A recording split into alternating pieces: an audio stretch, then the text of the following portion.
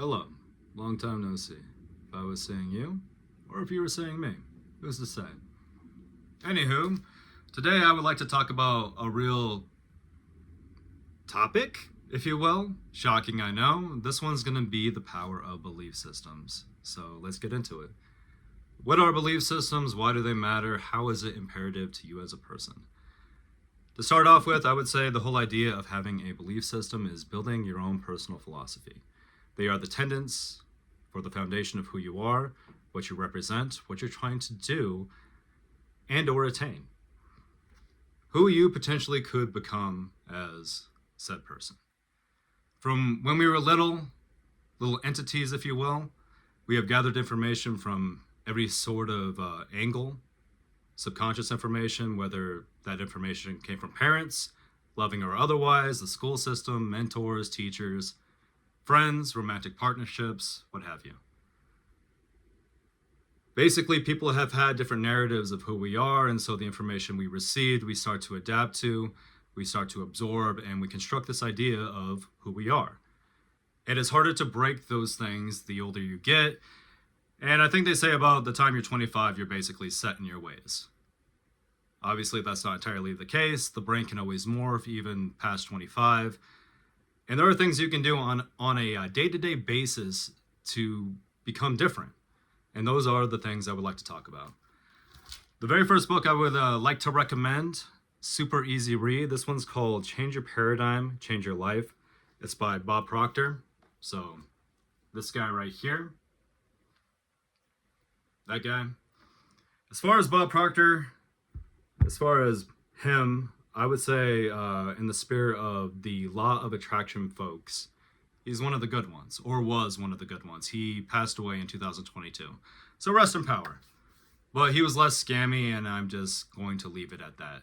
But within this book, it talks about what's known as the cybernetic system, which is basically everything I said about having a framework of what you believe in and different auto-suggestive things to help you navigate every single day of your life.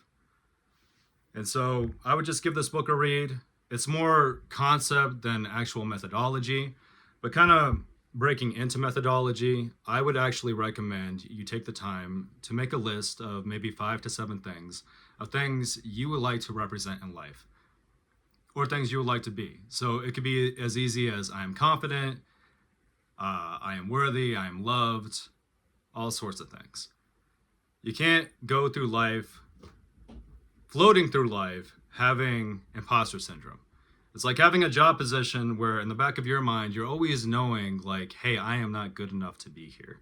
I hope they don't figure that out. It could be a relationship where you're like, that person is way out of my league. Eventually, they're going to figure it out. You have to have a core concept of who you are, a self-concept. I would say in conjunction with that, it's all about finding your purpose in life, living with intention. Once again, just knowing who you are, what you represent.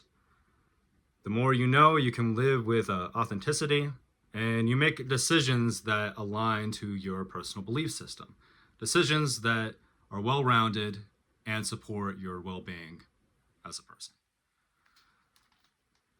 Outside of those things, well, kind of going back to the whole idea of having imposter syndrome, you can't fake it till you make it. Just every day of your life. I know some people have that philosophy. I think it does work to a point. But once again, they are going to figure out like, hey, this person is confident, but also, you know, they don't know what they're talking about. And I know it kind of sounds backwards based off of everything I just said. But when you start to actually have like real beliefs of who you are, those can develop your skill set. Those can develop into other things if you stay with it, you keep showing up. And you're like, I can do this. Even if initially you can't do it, you're eventually going to figure it out. You put the hours in, you're going to make it happen.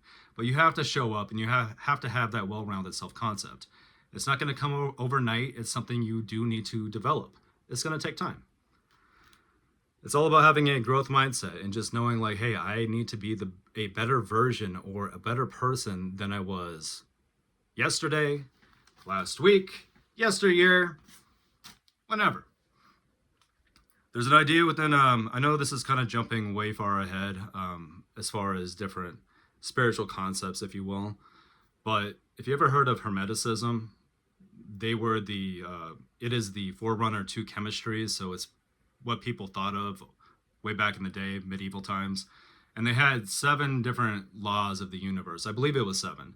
One was actually the law of correspondence. What the law of correspondence is, it's the idea that essentially everybody, or everything rather, is you pushed out.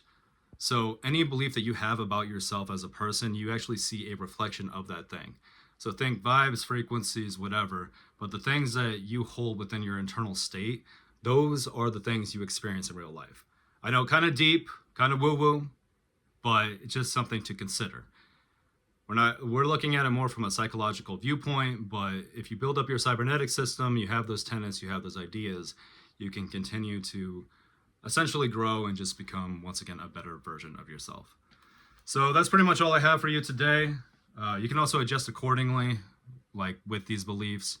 You can have different embedded beliefs to a point and then be like, hey, I need to adjust. I can be better in these different areas. I actually believe this now. That's perfectly fine. We are human. Kind of like what I said in the last video, my viewpoints are subject to change.